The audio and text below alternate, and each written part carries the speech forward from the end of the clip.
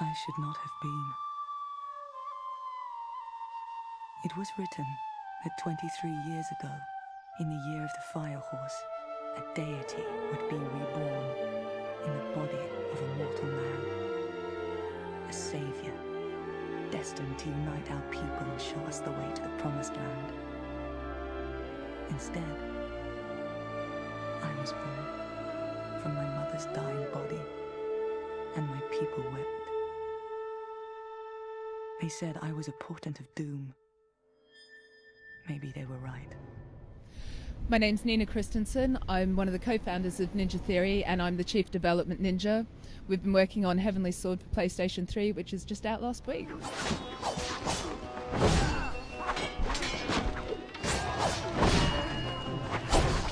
About 4 years ago, when we came up with the idea for Heavenly Sword, we actually the first thing that we did was make a pre-rendered trailer, and this is quite important because it's a pre-visualization of what the game's actually going to be. It means that everyone in the studio, everyone out in the world that we might want to work with, actually understands what it is we're trying to achieve. Yeah.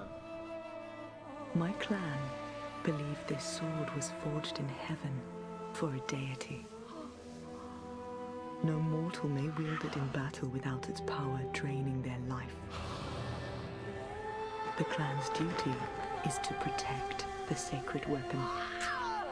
Games are now entering a point of they're like a movie, and this game has all the cutscenes and the acting with Andy Serkis and everything. It's like a movie more than a game, or a bit of both, if you know.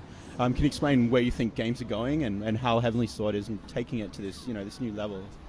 I think the future is going to be brilliant. I think that we're going to get higher and higher caliber of performance and storytelling and interactivity into games. I think it will become a art form in itself really, really soon. I think it'll be recognised. Yeah. So, and can you talk about was it Weta Studios in New Zealand? Or I think I've got that right. Like the motion capture element of Heavenly Sword. What is it? Just explain it, I guess, for everyone listening. Sure. Yeah, Weta Digital. They're amazing. They did all the great CG work in Lord of the Rings and Kong, and it was Andy Serkis who hooked us up with them. They've got a wealth of experience in it. They've always been groundbreaking, and that's why obviously we wanted to work with them.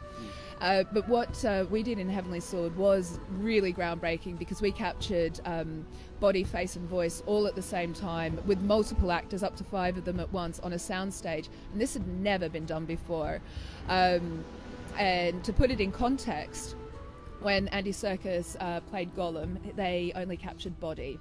The face was hand animated. When he did Kong, they captured the body, and then in a different session, they captured the face. So he had to kind of work out what his body had done last time round in order to get the face right. So by capturing everything, body, face, and voice, with multiple actors, what it gives us is real interaction. So real eye contact is made when the characters leap into each other's arms. The contact is real and physical. So we get a performance just as good as you would see in any film or theatre production. Stop playing with her and kill the wretched girl! Oh, you poor little thing. Look! Can you explain some of the interesting parts of it? Like when you shoot an arrow, you don't just shoot it and it flies at someone. I mean, you can do that, but what are some of the new things you can guide it? Yeah, actually, projectiles are pretty cool. So when you play as Kai, which she's Noriko's younger adopted sister, she's got a rapid-fire crossbow, and what you can do is if you continue to hold down the button when you fired an arrow, you actually follow the arrow, so you fly with it, and you can actually control where it's going with the 6-axis. So yeah, guide it along.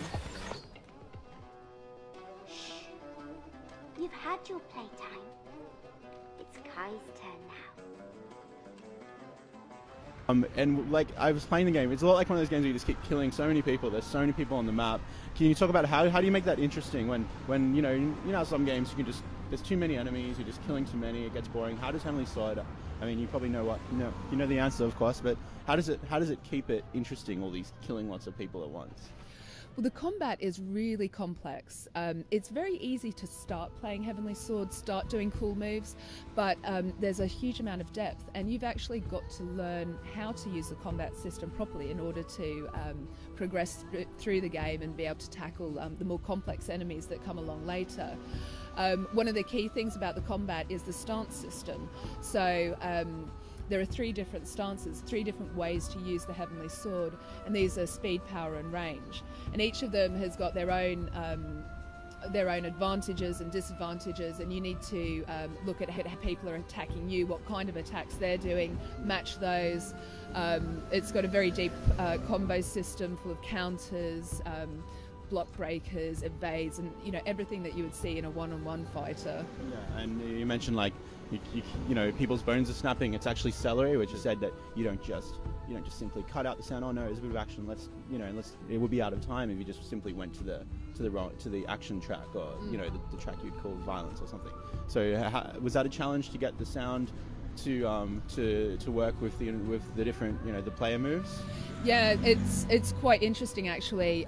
We wrote a reactive music system, so because you don't know what's going to happen in a game, but you want the music track to effectively Mickey Mouse what's going on screen. So we wrote a reactive system so that when you do something different, the music asks the music system to change, and the system will choose a musically appropriate time to make that change. So we never lose the emotional content of the music. You mentioned celery as well. That's quite funny. Yeah. Play It By Ear out in New York. They did all our sound effects, and they actually did all the Foley work in Crouching Tiger, Hidden Dragon, the movie. So they've got brilliant swords. Everything's very, very authentic. And yes, celery is a big win for emulating bones breaking. All my life, I've had a recurring dream.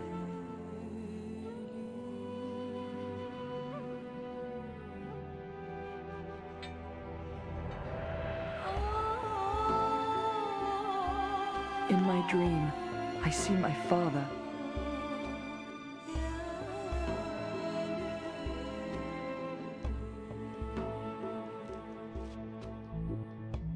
He is standing above me. He raises the sword above his head. I try to call out to him and tell him to stop, but the sword strikes down.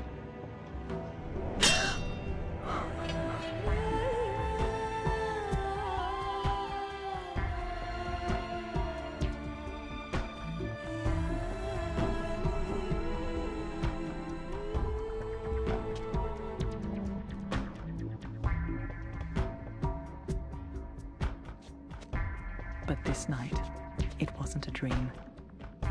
The sword is now mine to protect, and my life will change forever.